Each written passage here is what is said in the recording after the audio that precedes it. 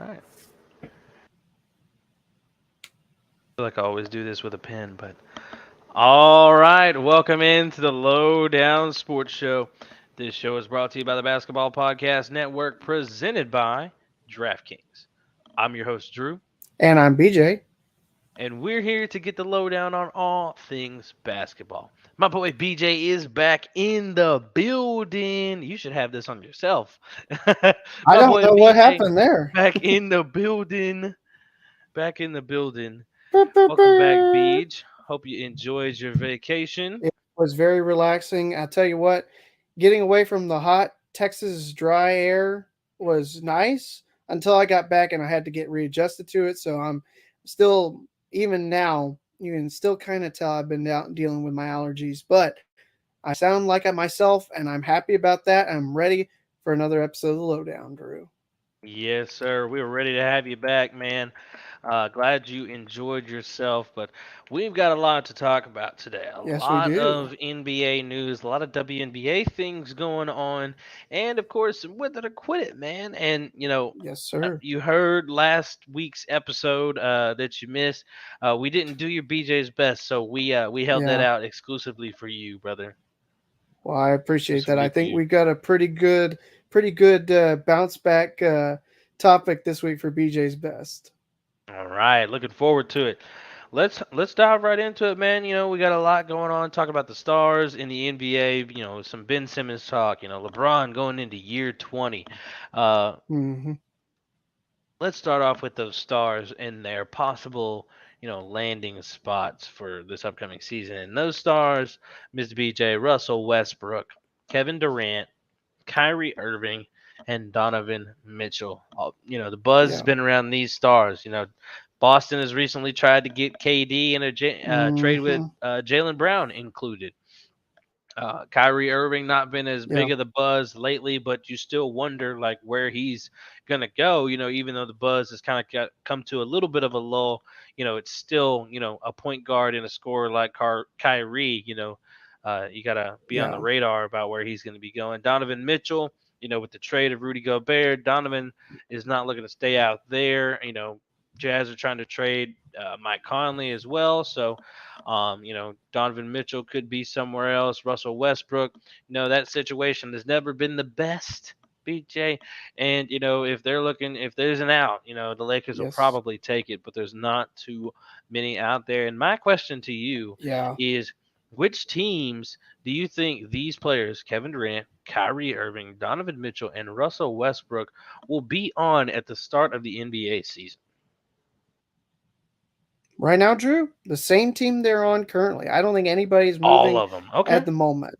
I think they all stay. We might see some movement when we get closer to the trade deadline in the next season. We might see a midseason deal. But I think if we were going to see something, we kind of know what to expect from a lot of these, what these teams are looking for in terms of getting some of these players brought in. I'm not so sure that a lot of teams are wanting to pay as much as it's going to take to bring in a guy like Kevin Durant or a Donovan Mitchell or even a Kyrie slash Russell Westbrook trade. So I think you're kind of just going to let the market cool back down a little bit. You're going to see more of that as a result, and so by teams kind of trying to lower the value, not necessarily lower the value, but see if they can get some of these guys for less assets than it would take to get them right now.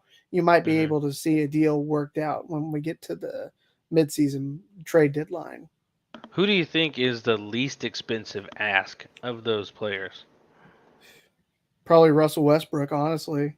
I don't know. That contract's pretty. That's a tough ask to take Yeah, on, it's yeah, but but I probably mean, so. The rest of probably, them are but looking for a bag, and yeah, because you know, Kyrie opted in, so that's a lot of money. I think it's even more than Westbrook's contract.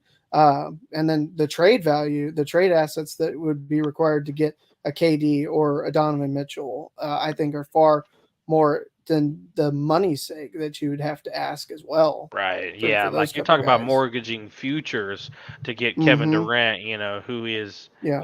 not got too many years of his prime left, probably a handful or Yeah. so. I don't know. How old is Kevin Durant at this point? 32, something like that. 32 Yeah. probably. Let's say there. Let's just say at 32. I mean, let's say 5 more years of a superstar level Kevin Durant. Um, that's still tough. Um, Well, let's you see. He's know, been in the league. He's been in the league since what, 08 or so.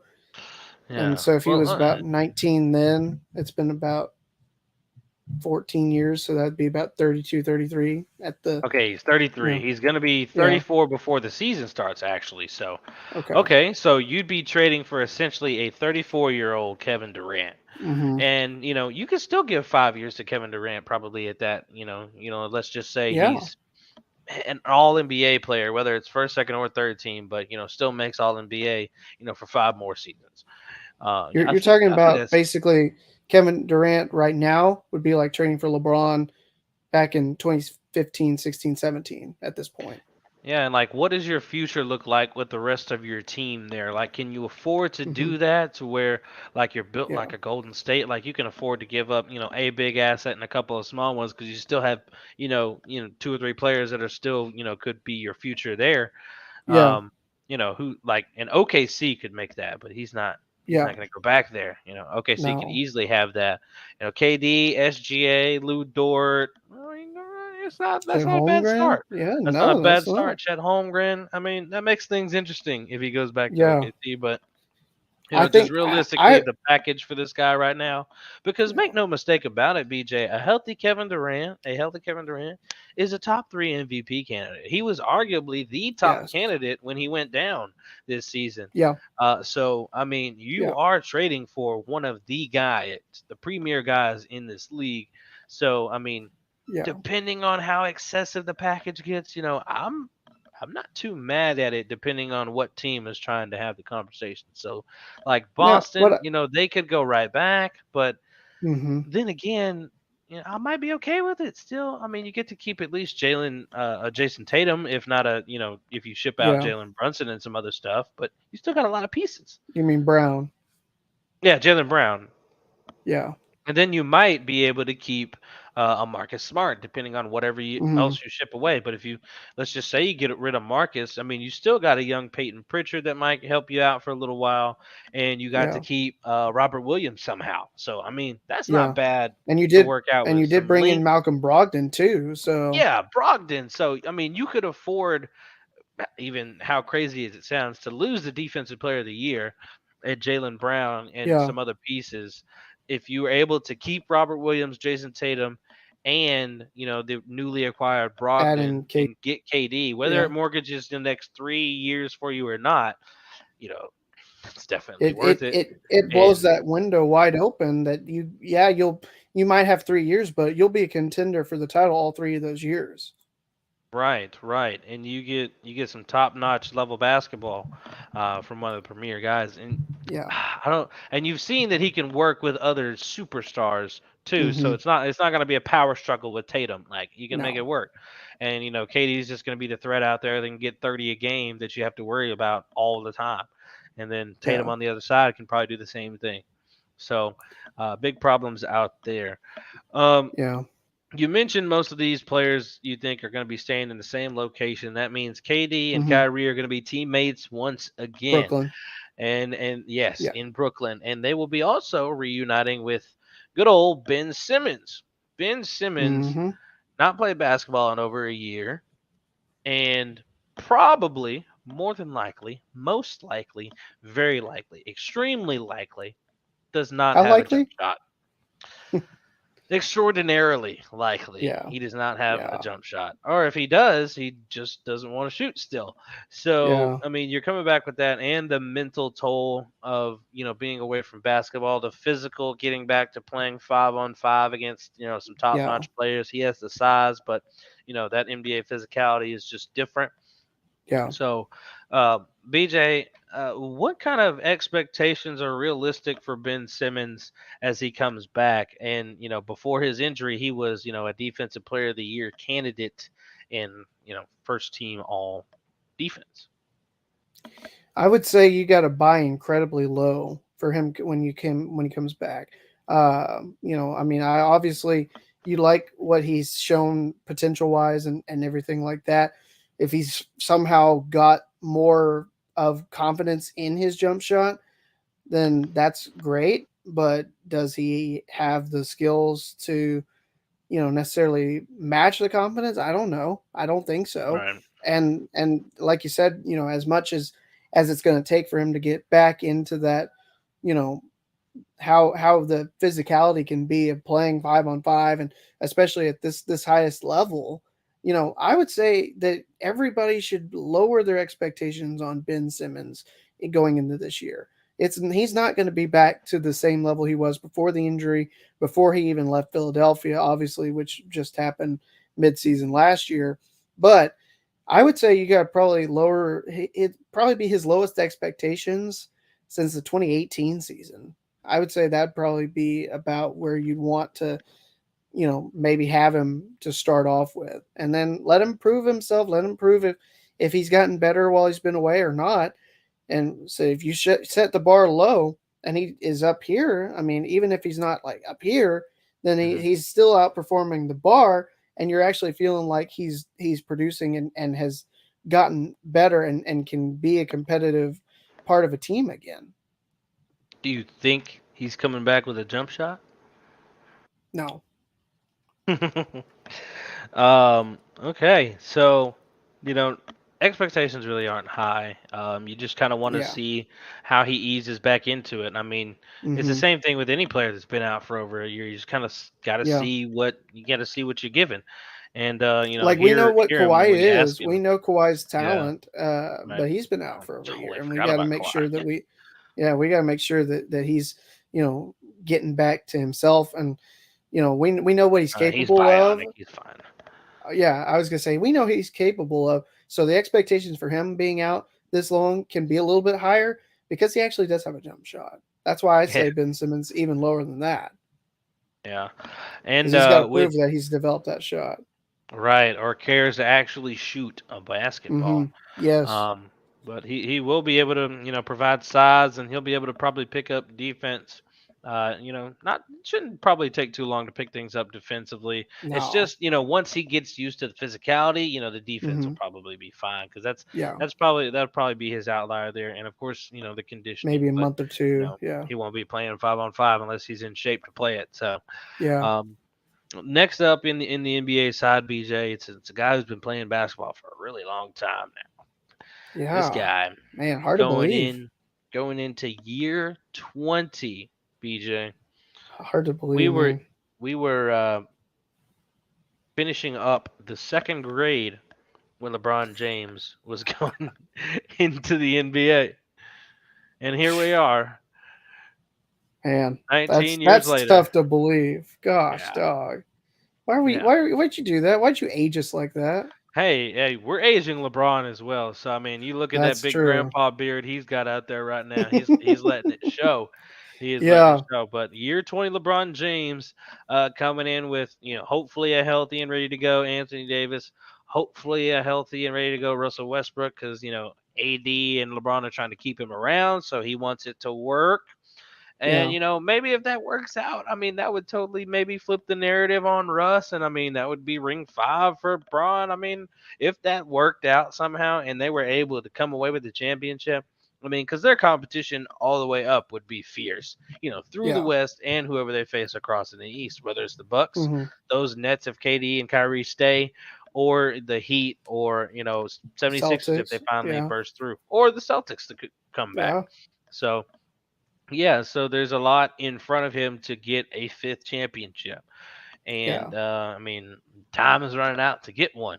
yeah. And this will probably be one of the harder years to get one. But I just want to see, like, Hmm. where are your expectations on LeBron? And is he still, the number one option to lead the Lakers to a championship, or should it be an Anthony Davis?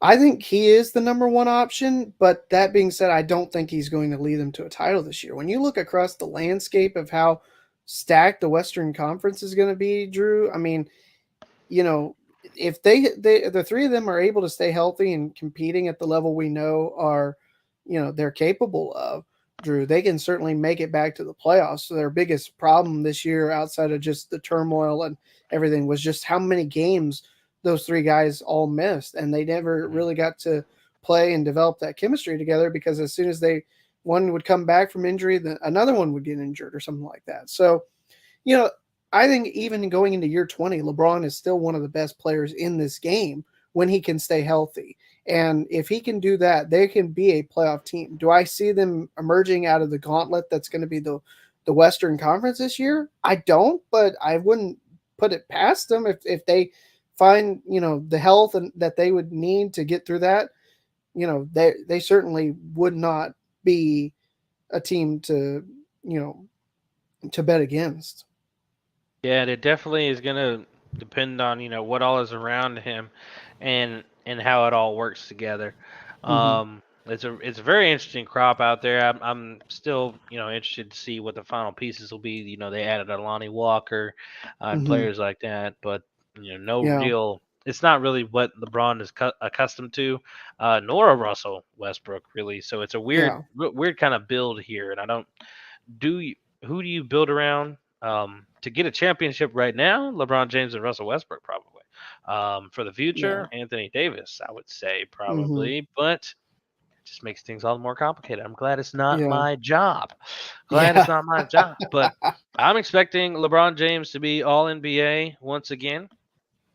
Yeah. Um, I don't know if he's and he's oh, and by the way, Buddy is going to be the NBA scoring leader during this season. At some point during the season or at the end of the During the season is the season, question. some point Okay. during the season. I mean, if he stays on, his average, I don't remember what it was, like 24 or 25 something a game, he's gonna reach it at some point. But Hmm. yeah, I mean, either way, he's creeping up on it. But we're Yeah. going to see it before he is done. Whether that's Hmm. this year late in the season, start of 2023. Or Hmm. the very beginning of next year. I'd prefer it be this year, just because I don't want to wait again. I don't want to wait another year for him to get like 100 points. I'd be like, oh my gosh, are you for real? 100? But no, if Yeah. he knew he was that close, he'd probably like turn it up and go crazy for a bunch of games just to make sure Yeah. it happened in this season. Because godly, it would just 100 or less, or even 200 or less is like we might could have got that done if we didn't have those 17-point games, buddy. You should have had Yeah. 35 on these boys. But no, Yeah. looking forward to watching LeBron James once again, and seeing how those Lakers do that mess that is the Lakers in LA. But Yeah. ladies and gentlemen, it is time for something that you have not had, if I can talk, in 2 weeks, and that is BJ's best. Woo. All right. All right. All right. Calm down over there. Calm down. Okay. All right. All right. Yeah. Simmer down. Okay. It's okay. It's all right. It's okay. I know. I know. We got the fans that are screaming in the gallery over there. So. Ah, oh my God, BJ. All right, Drew. I went and was looking around the off the beaten path today because I didn't really find anything newsworthy that I thought was worthy of inclusion. It's a tough day, yeah. In yeah, it's a tough time of the year with everything, and so I thought, well, I could use this to talk about my vacation, and then I was like, nobody wants to hear me talk about my vacation, so I won't. I spared everybody from 5 or so minutes of that. Is there a spoiler alert coming? No, there's no spoiler alert Okay, coming. okay. We're free. I Okay. found a list because Drew Oh, today a list. Oh, okay. today Drew July 27th as of 27. recording on a Okay. Wednesday Okay. is National Chicken Finger Day. Oh, you got the national day? Dang it. Yep. I Yep. do not have this one actually. Yeah. Dang it. We talked about French fries just a couple weeks ago when I was Yep. last here, and it Yep. turns out today is Chicken Finger Day. So get your chicken Three tendies. straight times that we have done this, there has been a national something day. Well, it just so happens that I was in a hungry mood, and me being on this diet and everything like that, I've tried to cut back on some of the things. So I was like, we talk about chicken nuggies before in the past, but this is specifically chicken tendies. So this is a list of the 15 best chicken tenders from fast food places ranked. All Oh right, so man, let's go. we're gonna go through. We're gonna go through and we're gonna talk about Man, how did I not how see we that? feel about this. Okay. I'm disappointed in myself. That should have been mine today, but I'm glad you found it. Let's Yes. do it. All right, Drew. Number Uh, 15 is Burger King. Get plenty of options at BK for chicken if you want chicken fries, chicken nuggies, chicken tendies, 2-piece and 4-piece. If you like their chicken, it's not bad, but I think you can find better chicken tender options. So I so think is Burger that King, tenders? You said yeah, tenders. yeah, chicken tendies. I've never had the Burger King tenders. I don't think I I've haven't had their either. chicken. I've only had the nuggets, so I Hmm. can't I can't testify to I've these. had their chicken fries. Okay. So Yeah, I've had those too. all right, number 14. I've never heard of this place Ooh, because it's looks like they're ranking fried chicken here. It's oh, called Jollibee. nope, This never is heard of it. this is a list from Thrillist. So this is a fast Ah, food Phyllis. staple. According to this, is a fast food staple of the Philippines and is growing statewide.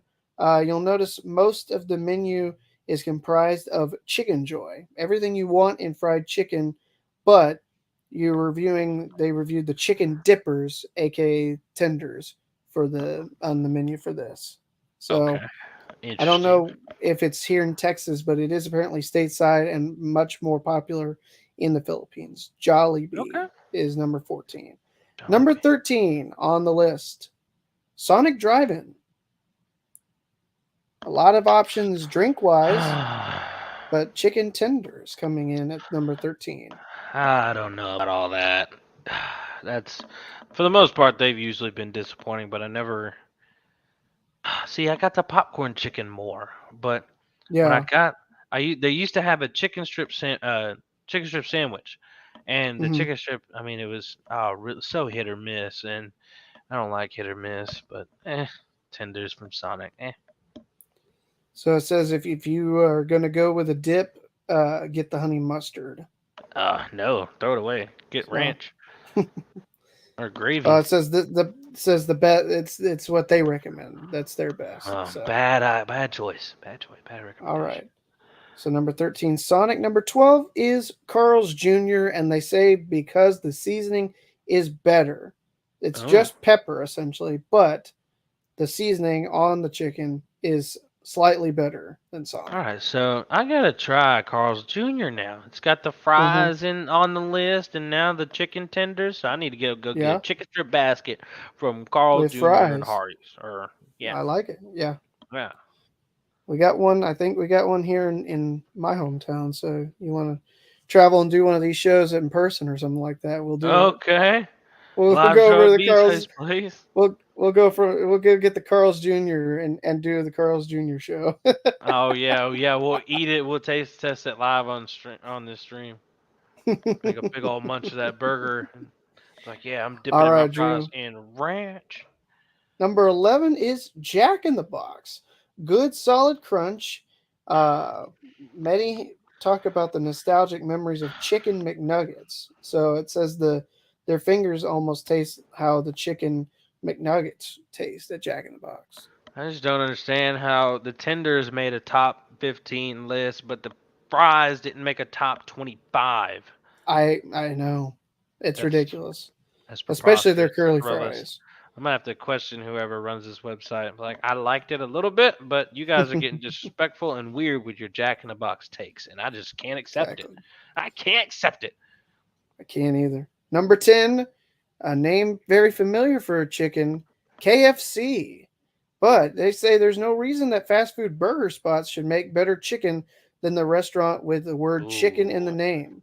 ooh, that's a good point. I mean, But at this there point, it says the chicken is shockingly bland at ooh, KFC. I don't eat KFC personally. I don't Um, either. Not that much. And it's not uh, the chicken nuggets or Oh tenders. no. And these chicken places have gone up, so I haven't been going to places like Chicken Yeah. Express and things like that, which I'm sure Chicken Express Yeah. is on this list somewhere. Uh, They might be. They might be. Cam, the Lowdown coming to you live from the Carl's Juniors. I love the stuff. I love when he does that. It's hilarious. Heck yeah. All right, Drew. Number 9 is Dairy Queen. That's Chicken good. finger. Yeah, chicken fingers there. coming out of the fryer hotter than Hades, apparently. Chicken Good take. tenders crispy, not at all greasy. Sounds or tastes like a Correct. premium offering. Correct. That's a good spot for DQ. Yeah. Very consistent, I'd say. And then you get to Yes. dunk it in some gravy, get some Oh toast yeah. alongside it. I mean, it's just a nice little combo. I want It's some now. delicious. I do too. All right, Drew. Number 8 is Mickey D's, McDonald's. Mickey D's? I don't think Yeah, it I've had says the tenders, yo. I don't know. I don't the think no so. buttermilk flavors are to be found anywhere on McDonald's as tenders. However, the batter is above average, wonderful, slightly spicy crunch without any sort of gristle. In cases chicken you can actually bite into half easily. Is it real? It's real chicken. Real chicken. Real chicken. Oh, okay. All right. Well, I never gave Another those a try.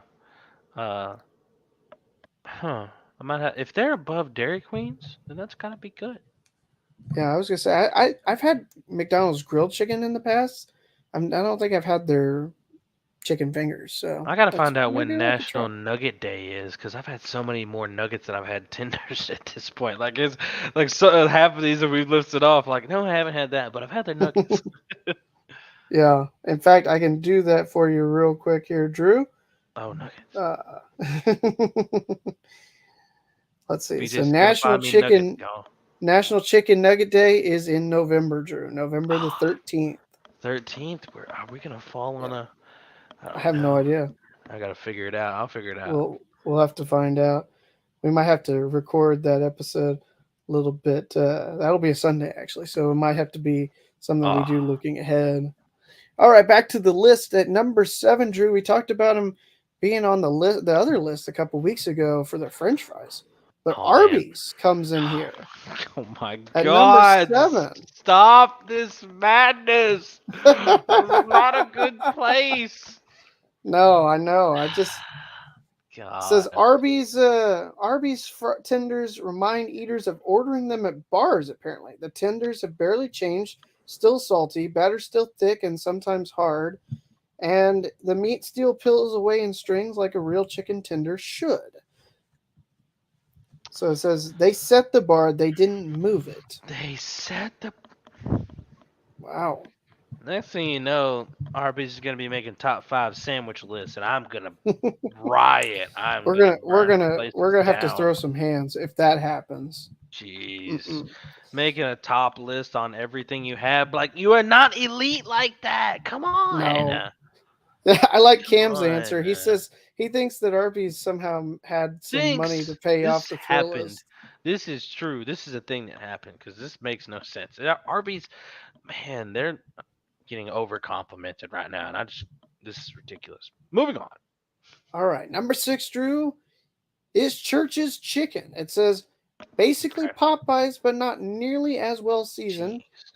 That's fair. So That's fair. You yeah, need gravy with that. yeah. We don't have a churches around. I think there's Not where one. I'm at. Yeah, I was gonna say there's not one here, but There we'll might be talk off. We'll one. talk off camera about where Yeah. I think the closest one is. Uh, number 5.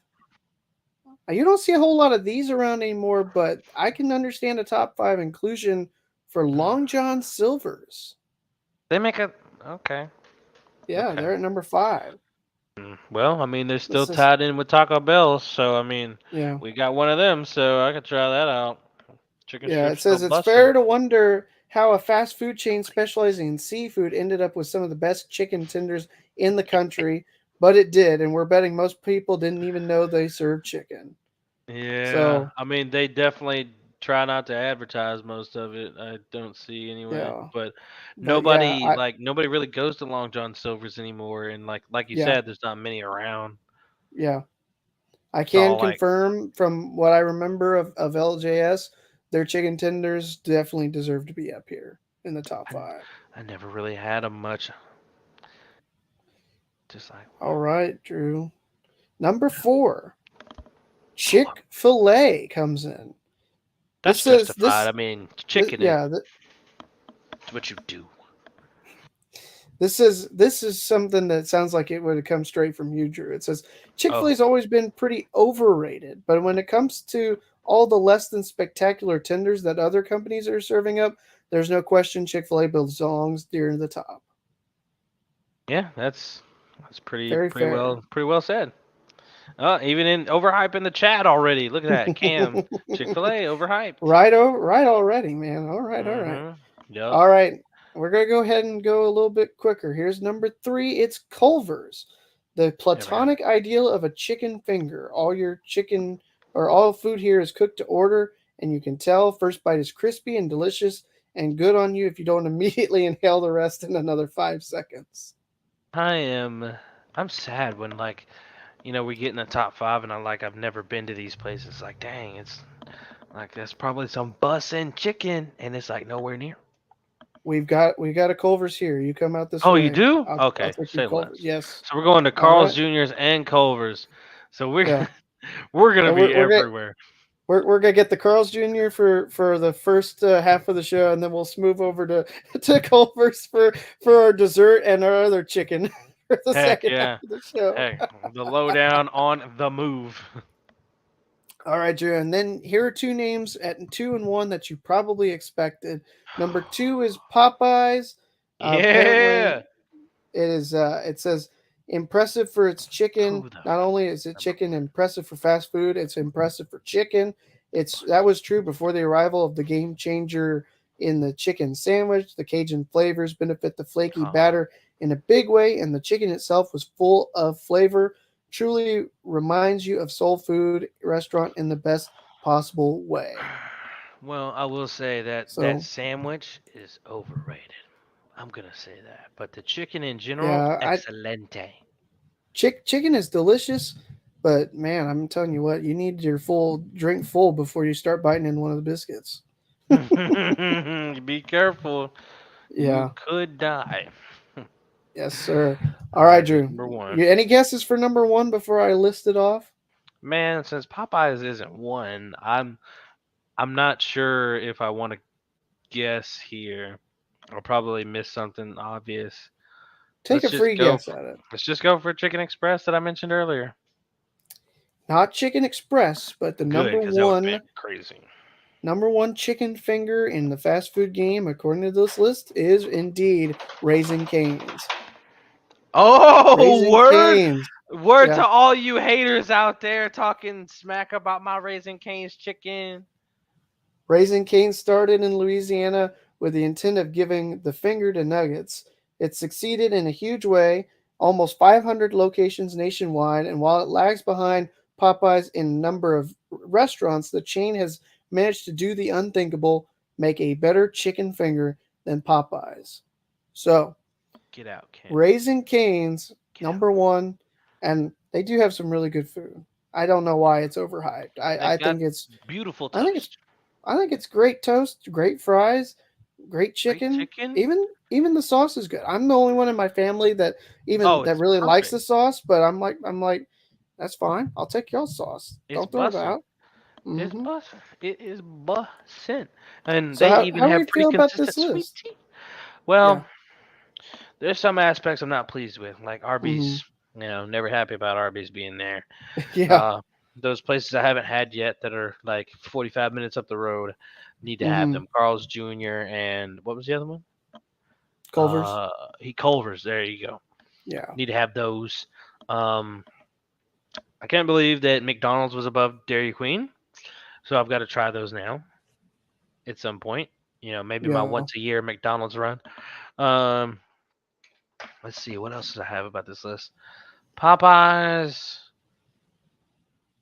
probably should have beat out Cane's because Popeyes has variety. They have spicy chicken too, and it's actually better than the regular hmm chicken. So I think it should have taken number one. If does Yeah. Raising Cane's have spicy? Spicy, or is it like I it's don't not think really so. No. spicy if it is. I think it's just So regular. just imagine if they had spicy chicken at Raising Cane's. That's a Cane. Anybody at Cane's, if you're It'd watching be this it. right now, I want my check. I want my check. But Yeah, Cam, the I think that's coleslaw it. is not why you go to Raising Cane's.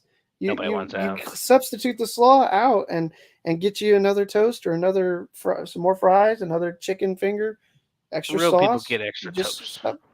yes, that's what I do. Real ones. That's right.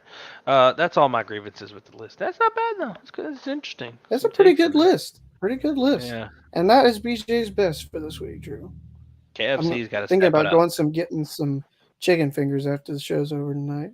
Dude, I want a Dairy Queen basket now, but I don't want to drive in town. That's the thing. And I don't know. I don't think DQ delivers in DoorDash, and I'm not about to pay those fees. I was Uh, about to say go check the DoorDash app here after this segment. man, no, I ain't even finna mess with that. I'd rather you guys out there listening get on DraftKings Sportsbook though, and check out everything you've got with the offers at DraftKings, especially all of this summer while they're still available. With tons of ways to bet on all your favorite sports. You know, if you're listening right now, you love you some basketball. You can fuel that fandom and feel the heat of the season. You don't want to feel this Texas heat, oh my Oh lord, man, like never before. Plus, on DraftKings Sportsbook right now, they're giving new customers a risk-free bet up to $1,000. You heard me right. Make your first bet up to $1,000. If it doesn't win, you get another shot at it to cash in. that's right, Drew. Talking about all the major action for baseball, golf, still some tennis going on this summer, MMA. Heck, I mean, we'll talk about the WNBA playoffs here in just a moment. You got a great couple weeks still here before the end of the WNBA season, so get your W bets in, win you some money. Try to get a same game parlay even. You've got all kinds of options with DraftKings. You got those same game parlays, spread picks, money lines, over unders, prop bets. It just feels endless. So, best of all, DraftKings safe, secure, and reliable. You can deposit and withdraw your cash whenever you want.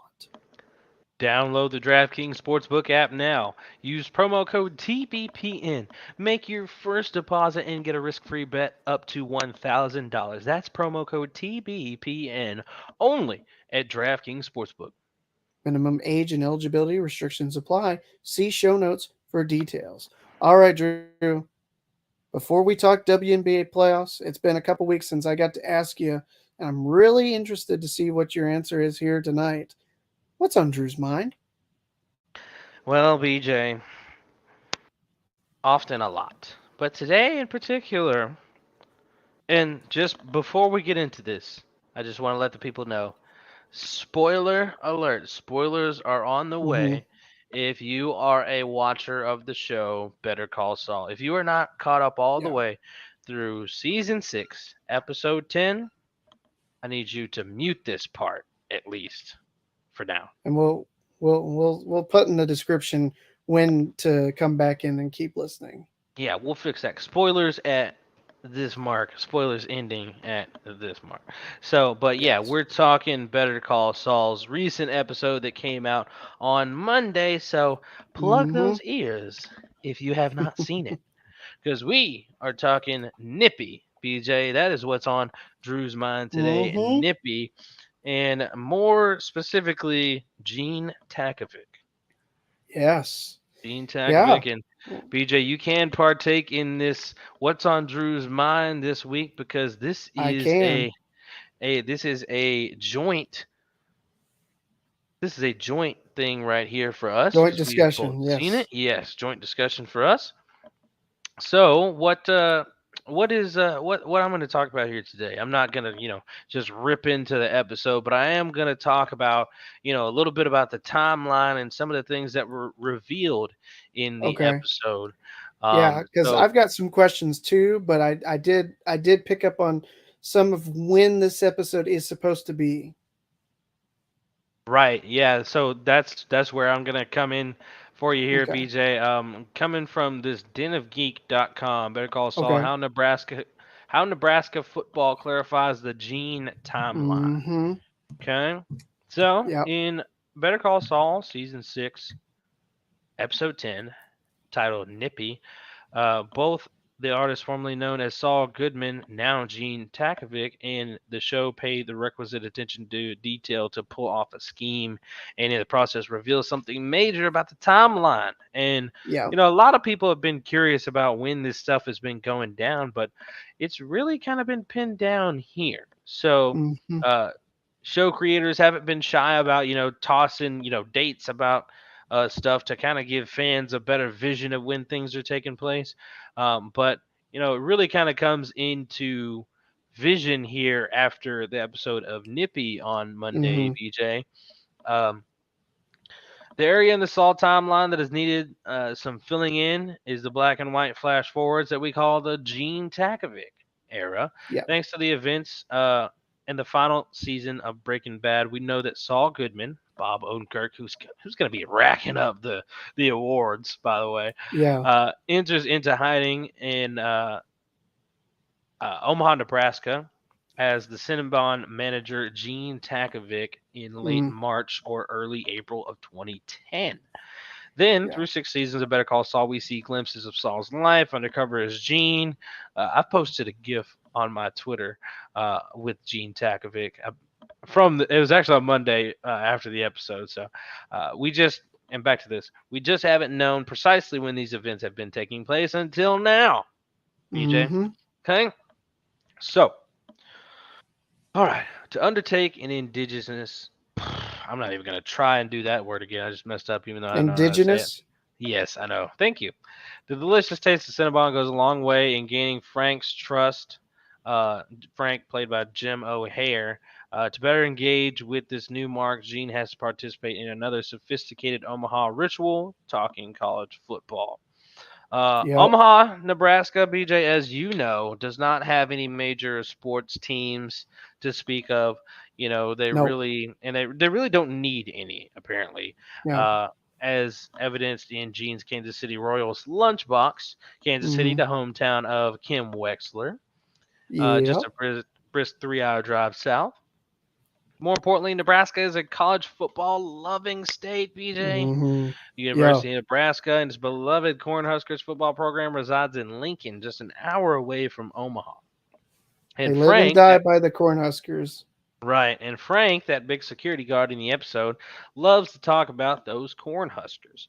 And it's through Yeah. Frank and Gene's dialogue that we are able to get a precise date for the events of Nippy in this episode titled Nippy because Yeah. Gene Takovic starts off the episode pretending he's lost his cat named Nippy. Okay. I thought it was a dog.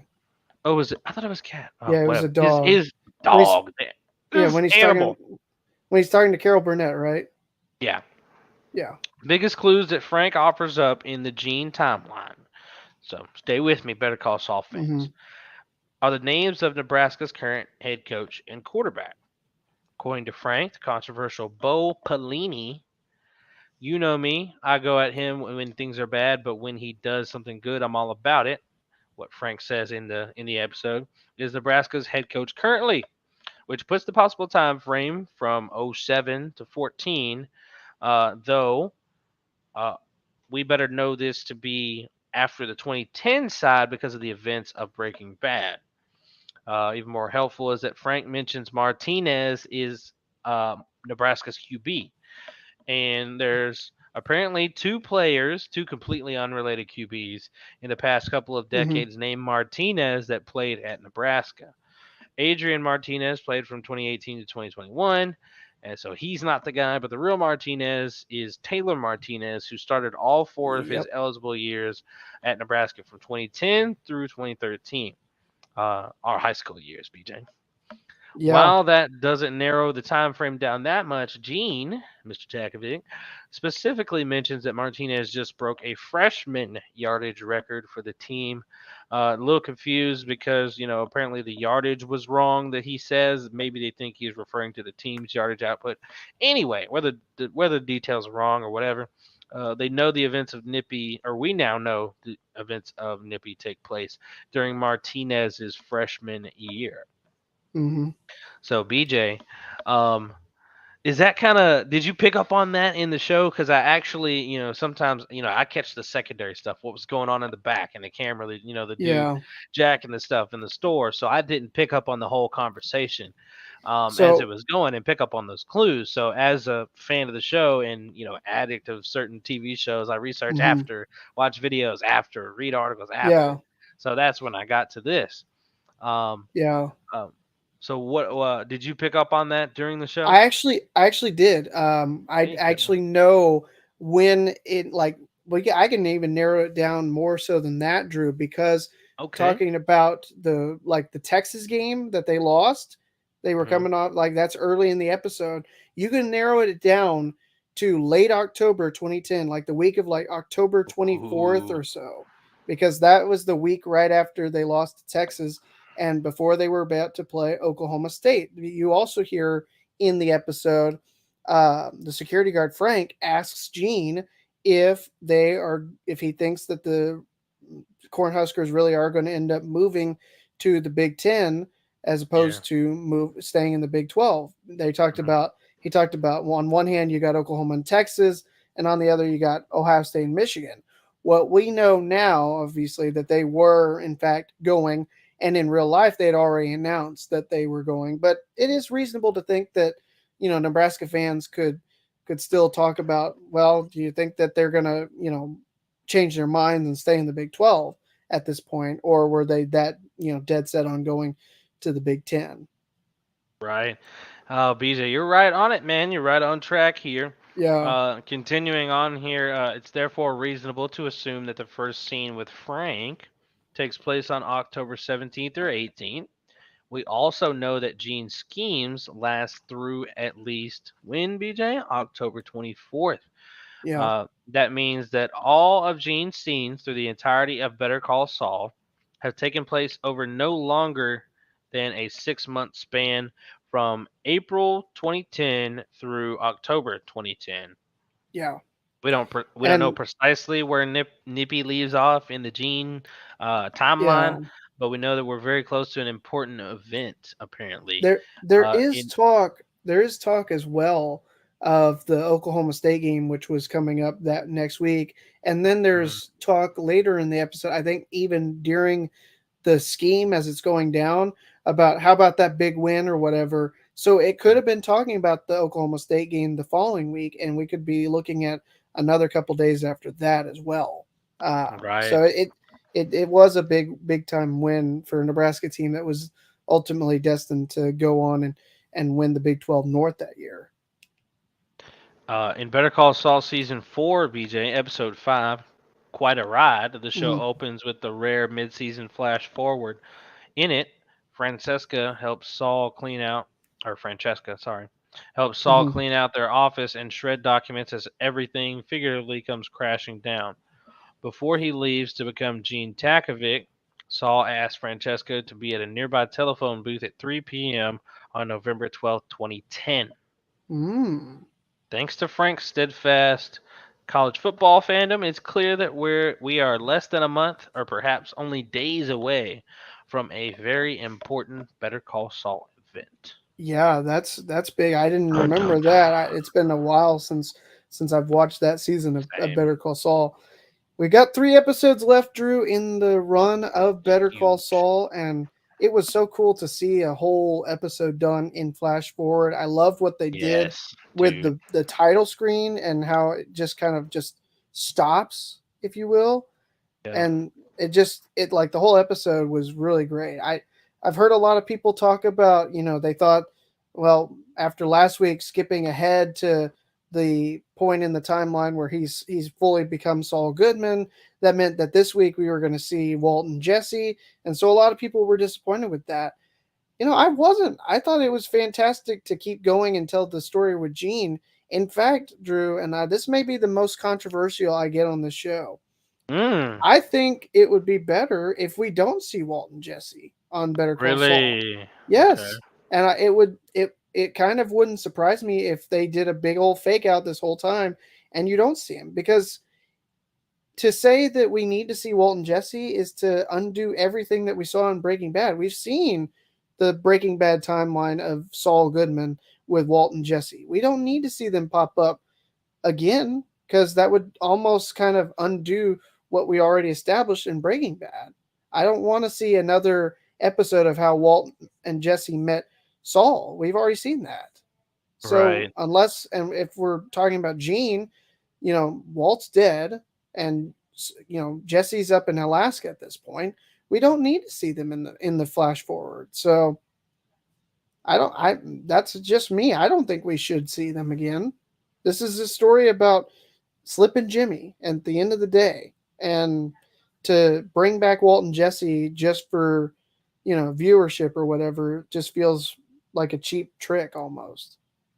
I'm interested to see like what we see from whenever they pop in, but Hmm. something in this latest episode, BJ, was given away by Mr.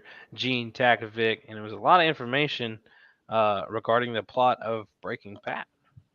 Hmm. I'm Yep. gonna share that with everybody right now. Okay. Like I said, spoiler alert. Yes.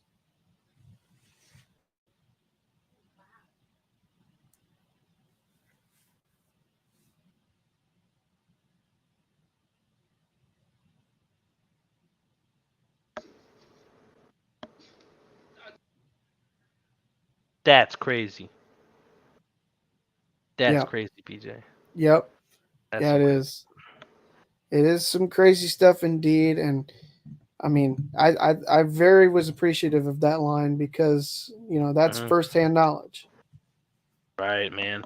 And boy, when this dude, or it's not up there anymore. When that dude, you saw the little guy in there.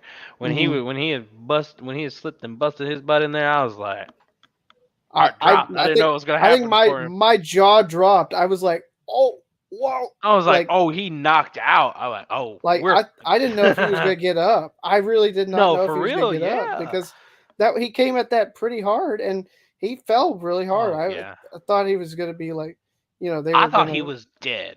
yeah, I thought he was his good. body was gonna be found or something, Because like so many times, like you see scenes like that in TV shows, like somebody take a slip and fall and bust their head, and nobody that's gets it. up. They're dead. They're just Yeah, dead. Or they break their yeah, neck or something because of the fall. Like that's what I was. That's what I thought was happening right there. And like I don't know how the stall was gonna work. I didn't know what was gonna happen if that was actually the case. So like I was just yeah. like ah. You But you yeah. can't tell me that wasn't the most stressful 2 minutes of this show we've had in a long time. Yeah. Yeah, definitely. You over there heart pumping like, oh, what's about to happen? Because dude he was like literally second or like a brief turn. Like he was like I don't even know how to describe it. Sorry, 85 to 90% turned around to look at the cameras again and like Yeah. twice and got pulled back. So both of those times I was like because he wasn't up yet. Yeah. He was out. Like he didn't move an inch, and then all of a sudden he Out like a skipped all the light, way up, man. and then just gets Mm. up like, oh wait, I was just taking a nap. Okay, that is the end of the spoilers, but that was what was on Drew's mind today. Better Call Saul. You knew it was coming at some point. Sorry I had to hit you with the spoilers, but Gene Takovic, that episode was just it's beautiful. They got 3 episodes left. I really think Yeah. they're gonna bring it home, and if they bring it home, man, that's gonna be really fighting Game of Thrones for me. We're gonna have to, when we start season 3, we might have to do a whole episode segment about just the Better Call Saul finale because I think that'll be around the time that same week when we start season 3 up. Yeah, I mean, you can do that in your BJ's best, and then I'll slide in with my House of the Dragon that will have probably just happened, There and there I'll you be like, go. oh. So you got one show that's just about to start, and I got one show that's just about to end, just in time Well, it's for my show football too. season. That Though counts. that's true. That's true. I got one that's gonna end and then begin. Oh, and Yeah. then as soon as House of the Dragon is over, the final season of Walking Dead comes out. Oh, Starts back on AMC. you got TV shows stacked. I got to figure out something to watch. Maybe I will give that Game of Thrones a watch, like you told me Um, to. maybe, dude. My mom has already watched it all. What in like 2 months? You're slacking. I've been telling you for I'm a almost two busy years on guy. this I'm a busy podcast. guy, man. You think my mom's not busy? Okay. Okay. All right. Okay. She can make time for it, but BJ's just like, screw that. I don't want to do Game of But do Thrones. you want me to watch WNBA games or do you want me to watch House of Dragons Game of Thrones? You don't watch either of them. I'm gonna send House of Cards. I don't want to. Nobody wants to watch that. Nobody wants to Not watch that anymore. anymore. I've already Not watched it. anymore. That's in the past. Not anymore. That's in All the right. past. Moving on now. Talking some WNBA. BJ, you weren't here last week when Mark and I were hashing Hmm. it out, so that the people know how Mark feels about the Yeah. playoff race here at the bottom. They know how I feel about it, but they don't know where you stand. So Yeah. I'm going to go through this with you. This WNBA playoff race we got here. It looks a little bit different from last week, but it's still Hmm. mostly the same bunch fighting for the same stuff at the bottom of the pack here, with a little Yeah. bit of different personnel, with some Hmm. situations we'll get to here in a minute. But the Yeah. bottom of the pile is really what we're looking at here, between about 6 teams here, BJ. Um, with Mark, we ran through our tiers, so we can Hmm. go ahead and do that as well. Started with the Yeah. top five. We did the top five tier first, and Yeah. then we worked our way through the bottom. What we're thinking here. So this is Yeah. just you on this one. So All let's right. get it going. Washington Mystics, BJ, locked in at the 5 seed, taking on the Dallas Wings on Thursday. 17-11 record. EDD was supposed to be a full go for the rest of the season, but they are sitting her for the game against the Wings. Um, are the Mystics a real sneaky title threat still, especially if EDD can actually finish out the rest of the season, play all those games, and be good to go for the playoffs? I think so. Yeah, I think that they are, and I think what they've been doing is actually smart with EDD, trying to make sure that they don't overdo her. Her number, her minutes here in the regular season, try to keep her healthy for that playoff push. That's especially when they really will need her contributions, and they've managed to weather the storm very well to be in a position only 4 games back of Chicago at this point, and Right. not having EDD every day. That's remarkable that they're, only a game behind Seattle, only 2 back of Connecticut, and 3 of Vegas. And we've Yeah. talked about how good those teams are, and they feel like they're in a tier separate from Washington, but Washington's not that far out. And if EDD does indeed keep playing, they've got 8 games left. If she's going to play, in at least 6 of the last 7, I'll say that they could be at even higher than 5 when all is said and done. Yeah, they really have a lot of potential on this team. And EDD, being at her best is exactly what they need. Yes. Hopefully, I kind of hope they pull it all the way through, get a championship or something. I had them as a preseason pick 'cause they had good odds. I think it Yeah. was plus 1400 coming into the season, and that was just been been a beautiful pick so far. Very That good. Yeah. they can still be a sneaky problem in these playoffs. BJ, Yeah. next up, number 4 seed Seattle Storm, sitting at 18-10, just 1 game ahead of the Mystics. They added Tina Charles, as you know, and recently, Hmm. BJ, she's been starting for them, and they haven't been using as much Ezzy Magmagore. Some people feel some type of way about that a little bit because it was the best starting lineup in the WNBA, but Tina Charles hasn't played bad. I mean, she's been getting Yeah. buckets actually since they started her the past couple of games, and it's kind of working out. Do you see Seattle being able to get a championship in Sue Bird's final season with this squad?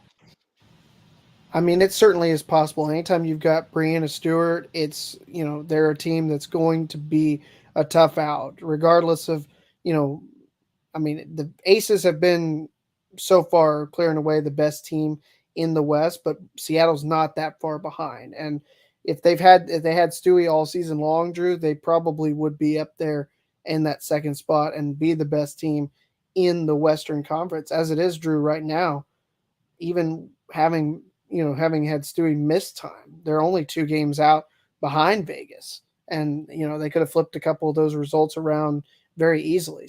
So Mm-hmm.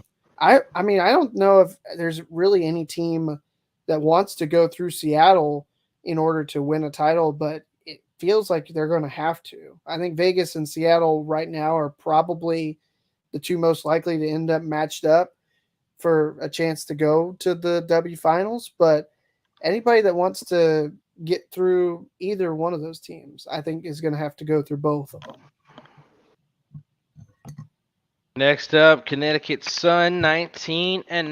BJ got the best front court in the Hmm. WNBA. Just one game ahead of Seattle, 2 games ahead of the Mystics. Can Connecticut make their way finally back to the finals? Their last trip against, I believe, um, oh goodness, who did they play that year? Seattle, I think, and fell short on their last trip. But BJ, is it kind of a blow? Is it championship or bust with this team? They've been the same kind of unit for a while. Last year was thought to be the best version of themselves Hmm. at the time, at least, and they were all but championship bound. It seemed until the playoffs came. But what do you make of this Connecticut Sun team, and do they have enough to finally win a championship and bring it to Connecticut? They're still a very good team, Drew. Something about this team this year, Drew, has not screamed contender for the title. I think they're going to come Mm, close, but I don't know if they get past Chicago. I really am hard pressed to see anybody coming out of the East other than Chicago right now. I know that's an easy thing to say, but I mean we're already here we are with about 8 games or so left for everybody here in the season. You know they've proven themselves to be this good all year long, and hmm why should anybody pick against them right now? And that's not talking about the sky. Um, I mean, it's going to be tough. Connecticut's got talent that they could do it. I just don't see it happening. Connecticut currently on a 3-game winning streak and winners of 7 of the last 10 games. Playing Yeah, some good basketball in the home stretch right now. only Next team up, hotter right now is Chicago. well, I don't know. We'll talk about this team up next. Sitting at number 2 in the standings, Las Vegas Aces, recent winners of the Commissioner's Cup, which we'll get to Hmm. shortly, and the second team to lock in a playoff spot for this year, sitting at 20-8, 3 games ahead of Washington, 2 ahead of Seattle, 1 ahead of Connecticut. Um, are the Aces finally built to win it all? I think so. When you talk about what we saw from the Aces all year long, and even just the other night against the Sky when they went in and won the Commissioner's Cup, it was just the contributions they're getting from all over. If it's one player that's not having as good a night, like if Asia's off for whatever reason, Chelsea Gray steps up or Kelsey Plum steps up. This is a good team. They had a lot of all stars for a reason, Drew. This is a very good team that's built up. They're finally able to have that kind of freedom that they didn't have in years past with under Becky Hammond, who's letting them just play the kind of basketball they want to play. And I mean, I think that if we get this Vegas Seattle, conference final matchup, it's going to be insane. And I mean, it's tough for me to pick against Vegas. I've been on them and high on them all year long, Drew. So it's just going to be a fascinating watch for the rest of the year to see, and especially when we get to playoff time. Reminder, in the WNBA, they don't do it by conferences when it comes to the playoffs. That's Just true. just the top 8 Yeah, in the it would be yeah, just the semifinals, no conferences. yeah. So they But would probably have to go through a Connecticut potentially right yeah, now who knows? if the seeding's matched up. Yeah. Yeah. And the number 1 seed in this top tier and in the whole WNBA, the Chicago Sky, recent unfortunate losers of the Commissioner's Cup championship, but 21-7 in the WNBA, already vastly more wins than they had last season. They might almost, they could potentially get double-digit more wins than last season if they keep it up. But 21-7 at the top of the WNBA, the first team to clinch a playoff spot, and 8-2 in their last 10 games. Uh, Hmm. are the Sky running it back, BJ? It's certainly possible, Drew. I mean, Not committed to they've that. been what's up? They're not committed to that, huh? I'm not committed to it. I mean, Mm. I think I like Vegas's talent and Seattle's talent a little bit better, but Chicago I think is going to end up being there. I think that as you mentioned, with it being, just 1 through 8 and whoever the top two remaining are, as opposed to doing it by conference. it's very possible that Chicago could come very close, but match up with the Seattle in the semis and lose. Mm-hmm. I think that's a very realistic possibility we could see the way that this bracket is kind of shaping up now. Obviously, we still got a couple weeks. There's still a lot of things that can change from game to game, but I'm not going to pick Chicago to run it back, but I think they've got a really good chance to get there. That's fair. It hasn't happened many times, and I believe it's No, it been hasn't. somewhere If around anybody's a going to do it, decade if since anybody's then. going to do it, it's going to be this guy though. Yeah, they are tooled to be able to do it for sure. All right, bottom tier Yeah. time, BJ, and it's a lot more tied together. These teams are pretty Yeah. close. I mean, it's still pretty close at the top as well, but as far as, the Yeah. spots left, there's 6 teams, 3 spots. And Starting it's like 6 games separate or 3 games separate the 6 from 11 right now. right. And let's start from the middle and go to the bottom right now. Tied Okay. at 6, leading the pack because of the series, winning the series. Sparks 12 and 15 on season. Sparks hosting a bit of drama, and we can go ahead and merge the Liz news within this. Yeah. So, with everything that's going on, BJ, with the Sparks, trying to make a playoff push here, NECA playing out of her mind, and all the grievances that come with Liz and that divorce. Hmm. Are the Sparks going to be able to make the playoffs this year, or will they slip out of the fold because of the drama within the organization? Oh man, this is tough because you know talent wise they still can. I'm looking ahead at their schedule. They've got some still very winnable games that Yeah. they need to take care of business, and if they want to be in the playoffs, a couple of back to backs with the Liberty. They've got the Lynx again, and the Lynx have been playing better as of late. And then they've got a matchup with the Dream here. This is all in the next week or so as we go forward. They go 3-1 in that stretch. They're going to be in the playoffs, Drew. I feel like that Hmm. is a very good, record to try to get with 4 games to go. Winning at least 3 of those, I think they'll be in the playoffs. Um, I think even with all the turmoil that they've had with Cambage and everything like that, if NECA keeps balling out as she has been, Drew, then they can still be in the playoffs. But they are not favored right now in their upcoming matchup with the Mercury, so could be interesting to watch. Definitely. And this team has got to learn to win on the road if they want to make. I don't know if it's going to keep them out of the playoffs or anything, but they're 5 and 8 Hmm. on the road and just 500 at home. So things got to change up. And same thing with this next team, tied with them at 6. Dallas Wings, same record here. Got their things flipped though. They're 5 and 8 at home as opposed to on the road, Hmm. and that's kind of a disappointing thing for them not to be able to garnish their wins at home. But this Dallas team has a lot of issues within. But I want to ask you, BJ, and I don't know if you saw this news from me today, but Satu won't be playing in the game against Washington, and a walk is doubtful. Since Satu won't be playing in this game, she now won't be eligible to play 20 games this season. And I say won't be eligible because, I mean, even if she starts playing the next game, she'll only finish with 19 games played this year. Hmm. So she hasn't had 20 or more games played in a WNBA season.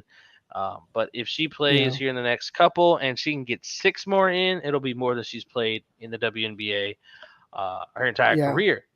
And I just bring that up in regards to when do the Wings start to worry. But my question for you, BJ, Hmm. is: can this team that has been consistent ever since its inception and is still inconsistent today, can they figure things out enough to string enough wins to keep them in playoff position and possibly have their first at least one home playoff game for the first time in team history?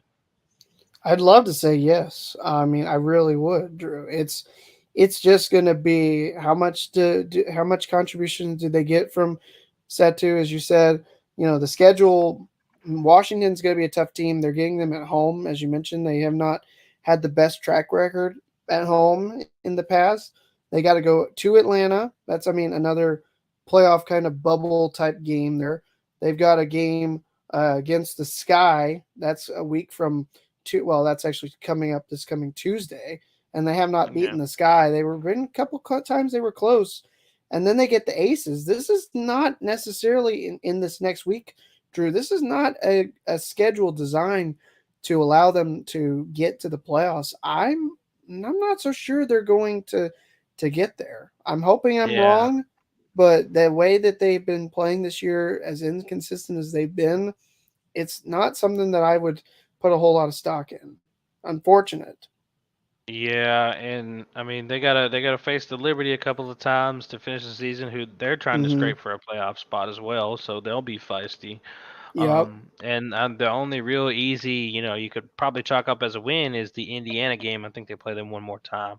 I think so So too. it's not an easy road. They're gonna have to really, No. flip the switch and like become that team they claim they were becoming, a little bit earlier Yeah. in the season. They But start off if they can get a win against Washington, get a win against Atlanta, and beat either Chicago or the Vegas Aces, they're going to be in. But I don't see yeah, that happening. if they can't beat Washington without EDD at this point, then I'm not sure what to say about the squad. Yeah. But no, next up, number 8, Atlanta Dream BJ. They've kind of fallen out of kilter, but they're still within, Mm-hmm. the meat of everything. They're in the playoffs technically right now. If it Mm-hmm. started today, 12 and Yeah. 16, they're actually tied for it right now, but they have the advantage over Phoenix.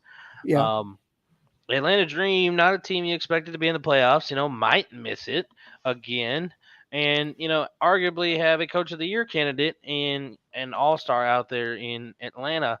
Does Mm-hmm. this team have what it takes to make the playoffs in a year they weren't expected to?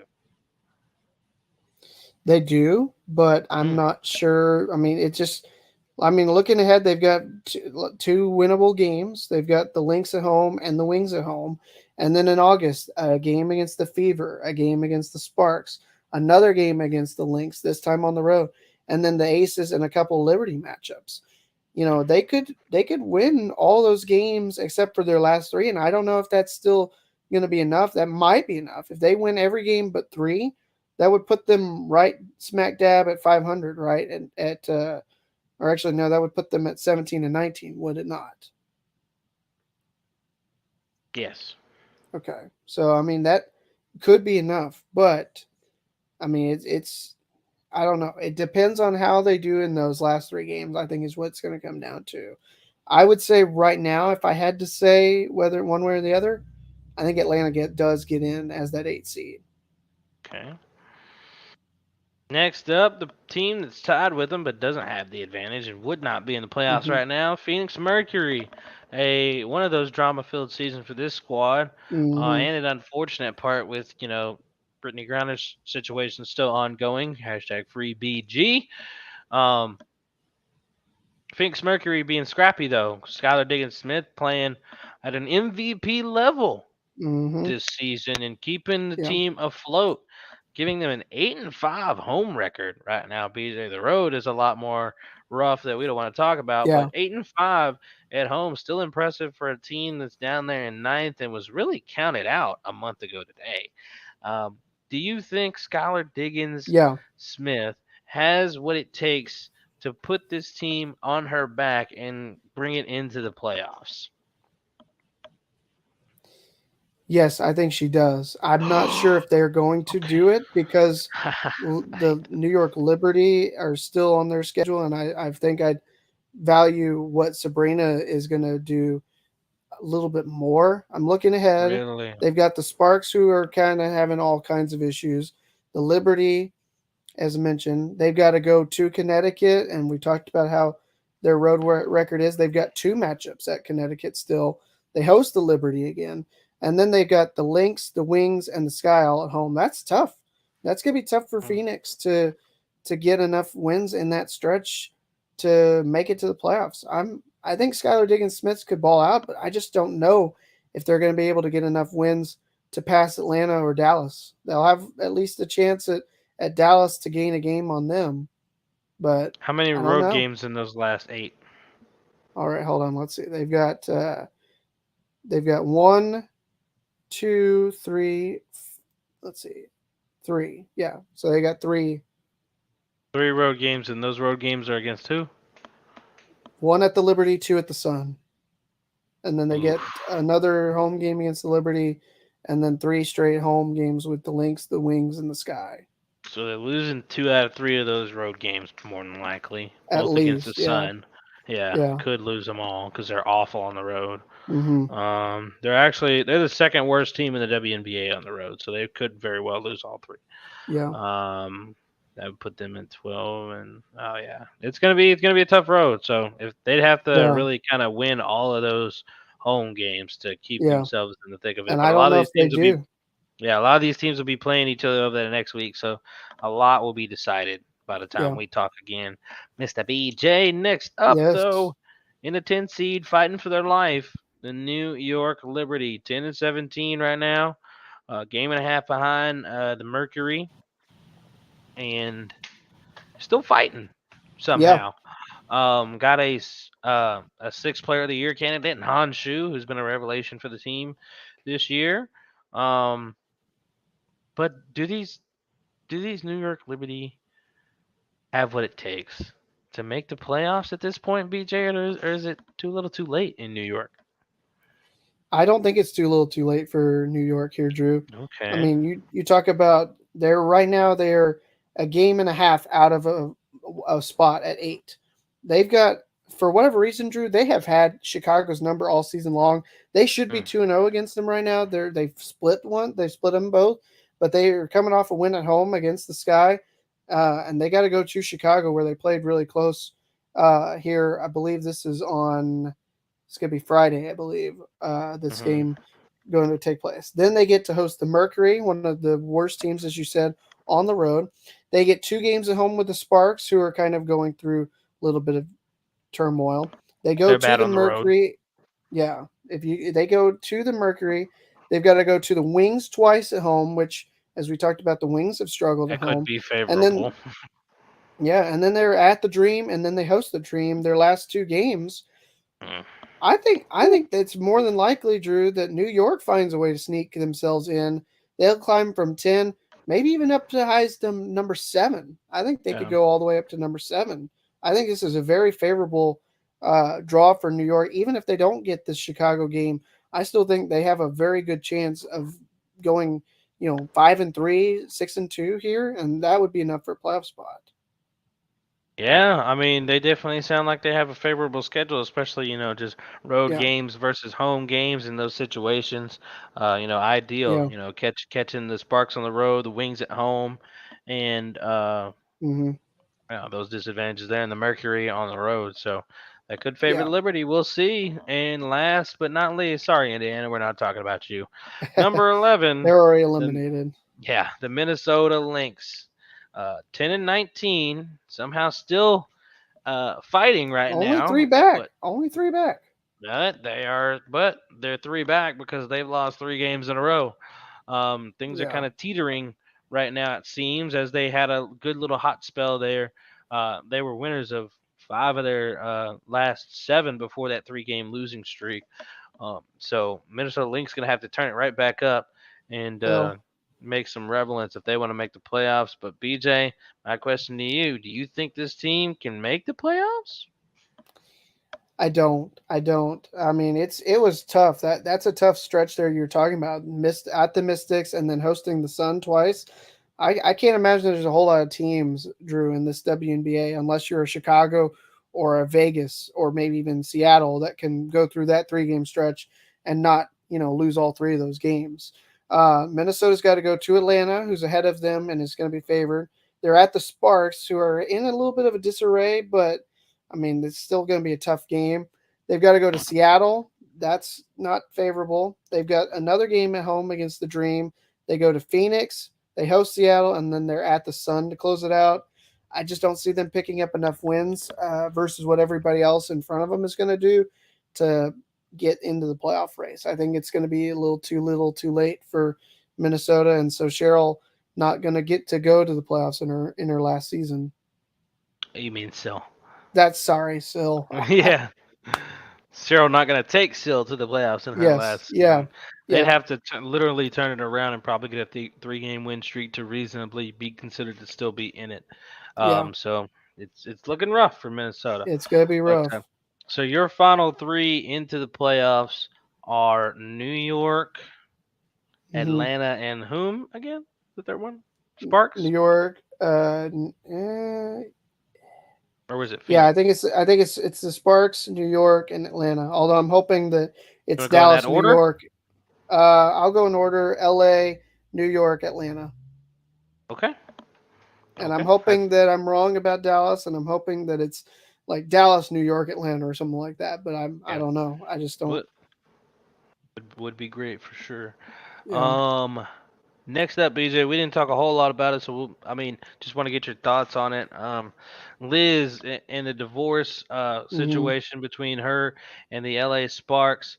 I've seen a little bit more news, but I've heard some things as well. There's been a lot, in my ear lately about what's been Hmm. going on with some of the things that or the reasoning behind her departure. Apparently, there was conflict from. I mean, Chris Haynes writes here from yesterday. Said had conflict from the jersey number choice to film sessions, on court gripes. Sources Mm. tell Chris Haynes of Yahoo. This is this is the technically the fifth divorce contract of the year, but the Mm. second major one. The Yeah. first one being Tina Charles and the Mercury, second now Liz and the Sparks. But just the interesting thing to me, VJ, that back in February, or the end of February, I should say, Liz was saying that she's finally where she's always wanted to be, and now before season's end, she has departed from LA. And with, from word around some, WNBA reporters who cover the Sparks, um, is that Fred Williams was surprised by the departure and, just wasn't expecting it. And Hmm. some people kind of weren't, but it's just interesting. I just want to see where you stand on the Liz situation. Her jump and not being able to kind of land and stay with the team. Been gone from Dallas to Vegas to L.A. and now have left L.A. all in 3 to 4 years, Yeah. or 4 years I should say, 4 to 5. Yeah. And just what do you make of it all? I don't know. I mean, we talked about it in the off season that she had ties out there, and it sounded like she finally was going to go to a situation that she was happy with, and now it just didn't work out even less than a year into it. It's just I don't know if it's just something with her that she hasn't figured out or whatnot, or if each situation has just not been exactly what she was promised when she signed there. But I mean, I don't want to blame the player, but it is the common denominator in this, at this point, that she has been the one that's been moving around, and we've talked about, her some of the gripes off the court and everything like that. It's just rough, because you want to see her succeed, you want to see her in a spot that she's happy and thriving and succeeding, but is she going to allow herself to get into that opportunity? Is the question that I wonder about. Yeah, and it's just you don't know what to make of it sometimes. And No. um I can't recall, everything she said over the past few years, but it just seems like, there's more going on with Liz than, Yeah. meets the eye, cuz it just doesn't make sense, you know, everything that she's been going through, and just to leave like that. And there's been talk about, the team's body language. There was an interview, one of her last interviews with the Sparks, teammates beside her, and just some body language issues from them. Not You would be able to tell if you saw the video. Yeah. His teammates kind of not really feeling the vibe, or maybe not, Hmm. believing what she's saying in the conference or something like that. But Yeah. um, just a weird vibe and a weird rift. And it's evident, when Liz wasn't with Vegas. So The one year she wasn't playing, Vegas went to the finals. Yeah, Now that she's left Vegas, Vegas they've been so good. is a top team. Started out 9-0, have a really good chance to make the finals again.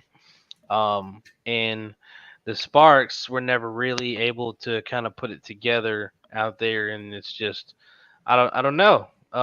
Yeah, Derek Fisher apparently originally wasn't really with the idea of bringing Liz on, but that's this is a whole interesting situation. But I think yeah, Liz, you can say at this point that Liz is done with basketball probably.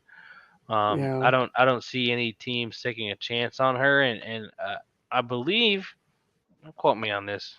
I believe there were just reports of saying that LA was the only team that would take a chance on Liz going into this season, and now I think that list is down. I mean, Maybe. obviously to zero if that is a true statement. Yeah, So I mean, if LA was the only one yeah. taking a chance, she's leaving now. I mean, who's going to take one now? And she's not with the Opals Sure. now.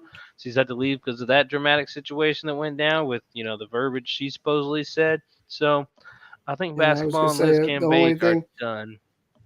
Yeah, I was gonna say the only other option I see if she goes overseas and just plays over there. Yeah, and the Sparks said in the divorce, they said, quote, "It is with support that we share Liz Cambage's decision to terminate her contract with the organization." Sparks managing partner Eric Holloman said in a statement, "We want what's best for Liz and have agreed to part ways amicably. The Sparks Yeah, remain excited about our core group and are focused on our run towards a 2022 playoff berth." yeah, But yeah, yeah, interesting situation with the Liz thing. yeah. So But hope that she gets to do something that she enjoys, even if it's not basketball. yeah, and I also saw reports that it's for another venture or something. But I mean, there's been so much. Who knows at this point? We'll Yeah, only know why Liz did what Liz did when Liz tells us.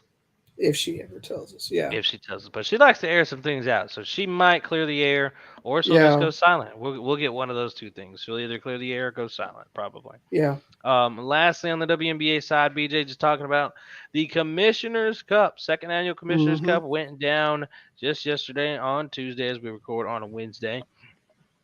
Las Vegas Aces defeated the Chicago Sky and won the second annual WNBA Commissioner's Cup. Chelsea Gray was named the game's MVP after posting 19 points, 5 assists, and 4 rebounds.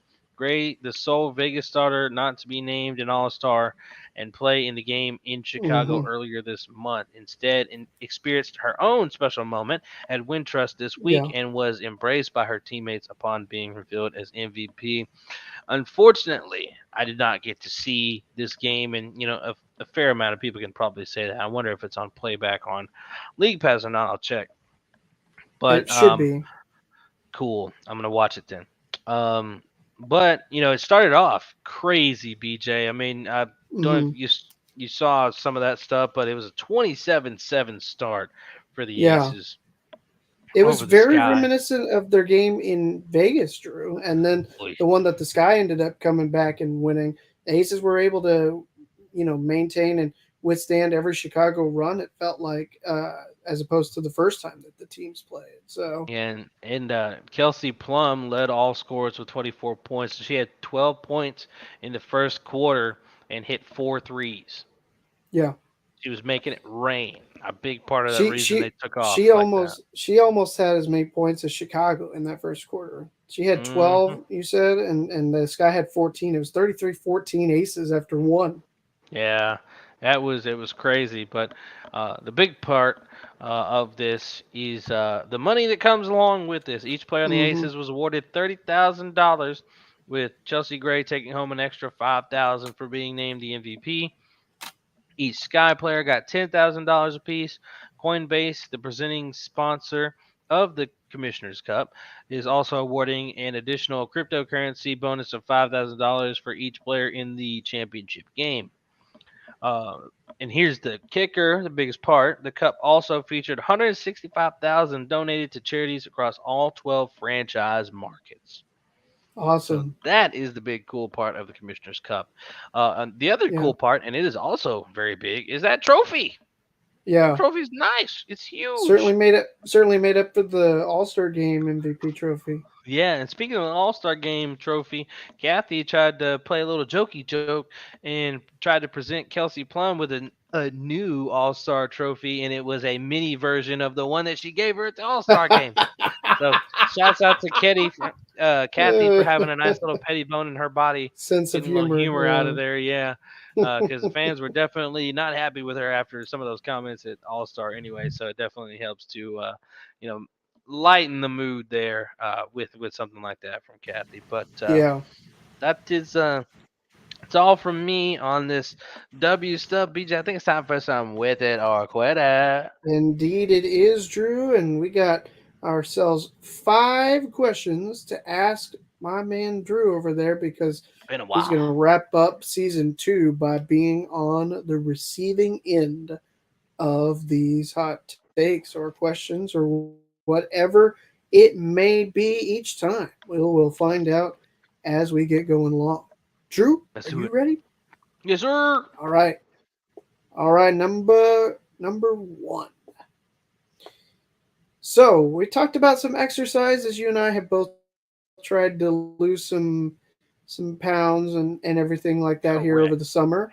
And the question now is bike riding is a better way of exercising than going for a walk or a run with it or quit. The correct answer is depends on your level of physical fitness. Yeah. But I would probably say yes. I'm probably gonna go with it. Bike riding.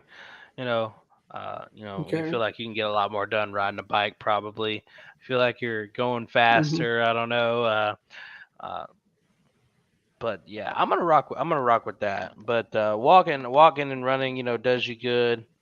You can work your abs. You're probably not gonna work your abs at all, probably while you're doing the bike. But um, I'm gonna go with the bike. Probably. All right. I'm with it. I need to get me a bike because that I think Oh, that I would make won't it a be on lot no bike. easier.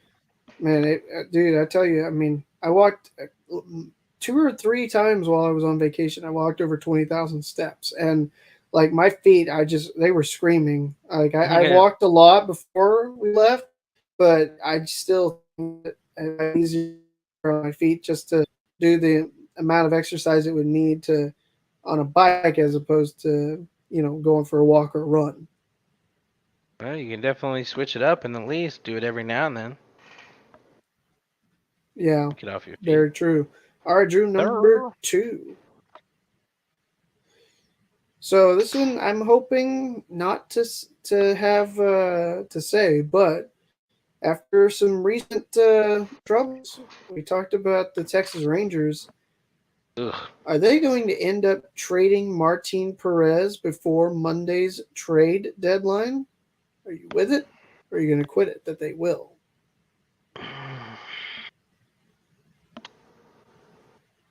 I'm gonna say no. They were Okay. probably. I don't know. I don't know. I'm gonna say quit it though. I'll just say quit it. I don't have reasons They they've now. they've talked about a long term extension that hasn't come to fruition yet, and so if they can still talk about an extension and maybe get some more capital for him going forward, I don't know if there's somebody that wants to you know to give them something, could they potentially swing it where they could have their cake and eat it too? I think they should at least be willing to listen to some offers They're because it's gonna not listen going for to be sure. yeah, it's not going to be this year, but they can certainly bring him back and have him going forward.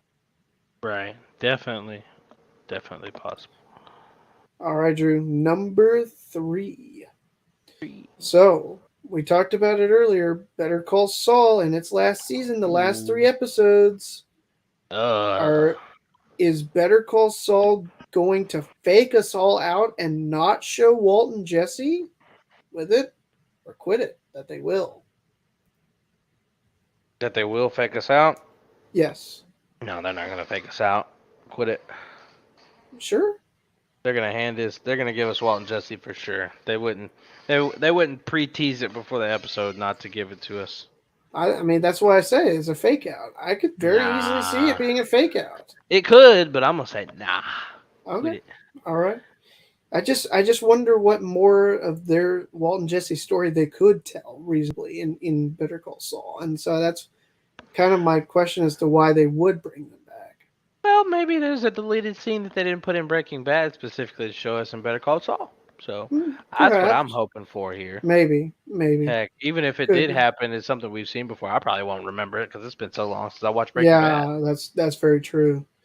All right, Drew, I'm going to shift gears with number 4. So, A&M Commerce Lion football about to join the Southland Conference. They are projected at third to last. They were projected to finish sixth in the 9-team conference, I believe, or maybe a 6 out of 8. I can't remember. It was one of those two. But question for you, Drew: Lion football will win at least 4 conference games in their inaugural Southland Conference season. With it or quit it? Mm, really all depends on the quarterback. Mm-hmm. Is it Um, Miklo's coming back? I think. I mean, he didn't do great last year. Well, he was hurt for a Um, majority of the year. no, but still, he didn't do great when he came back. And now they have a lesser defense, so more on his shoulders. Yeah. I'm gonna say quit it. I hope I'm wrong though. Mm. Hello, BJ. I hope you're wrong too. Hope you're wrong too. I like how you Yeah. pulling a me. That's perfect. All right, Drew. Number 5. Last but not least, with no more guaranteed money on his contract after the end of the 2022 season, the Dallas Cowboys will say so long to Ezekiel Elliott, and they will not bring him back for 2023. With it or quit it? Oh man, I'm with it. Unless Zeke just goes stupid this year, Mm-hmm. I think he's. I think he's probably done either way though. But I think he's done Yeah. as a Cowboy just because they've seen the value in Pollard when Zeke was hurt and playing hurt. So I think he's done. So Zeke's done with it. All right. Well, hope Dang you're it. wrong, but that's why they've got Tony Pollard. Hopefully, they Yeah. can figure out something for beyond this coming year. But that's with it or quit it. That's all I got for this episode, Drew. Yes, sir. And that's going to be it for the episode. Want to remind you guys to shop with us on Fanatics. We are partnered with Fanatics. Commissioner's Cup just finished up this week. You can get your Chicago Sky merch. I don't know if they've come out with championship merch yet, but they did last year. So be on the lookout for it. You Skytown fans out Or there, get that Aces gear, yeah. championship. Yeah, well, I mean, they won't post for Commissioner's Cup stuff, but you can Yeah. still get Aces gear. You can get all your favorite WNBA players, your stars, get that gear and collectibles with Fanatics. If you shop at the Mm-hmm. Lowdown, link in the description and in our link tree on our social bios. Speaking of social media, make sure you follow us on socials as well. We just got a new social. We haven't posted yet, but we'll be on it pretty soon.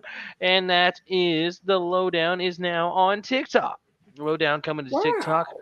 trying to expand out here, get some TikToks out there, put some lowdown content out there for you guys.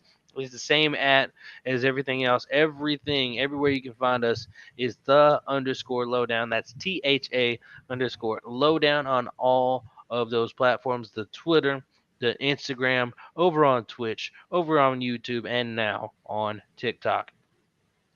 I do want to mention before we close out today, if you made it this far in the episode, congratulations! You're awesome. We love you, and you're one of our favorites.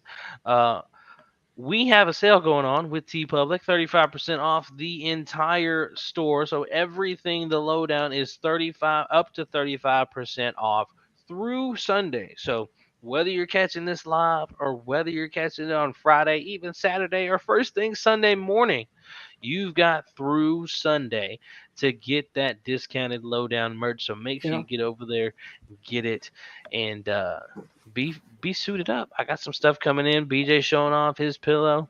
So make sure you guys get comfy, get you some merch as well that is repping the lowdown as well. Heck So yeah. Heck yeah. appreciate everybody staying with us this long. Shouts out to us for making it this many episodes. And guys, we're One coming to the more. close of the season. One One more. more episode. One more episode coming up, episode 50 in season 2. We're going to take a look back at some of our favorite memories in season 2, and we'll still talk a little bit of sports before we head out Absolutely. for the season, but we definitely want to look back at some of our favorite memories on the Lowdown in season 2. So a very reminiscent episode coming up to finish out the season. And we'll be back a couple weeks later with a season 3, but we're going to take a little mini podcast vacay and come on back with some new material. We'll get some stuff out there for you guys to keep you guys interested, and we'll be ready to go. We'll be ready to go Yes, when season sir. 3 Yes, rolls sir. around. We'll be ready next week too. All Uh, right. that's going to be it for today's episode, ladies and gentlemen. We'll catch you next week for another episode of The Lowdown. Peace.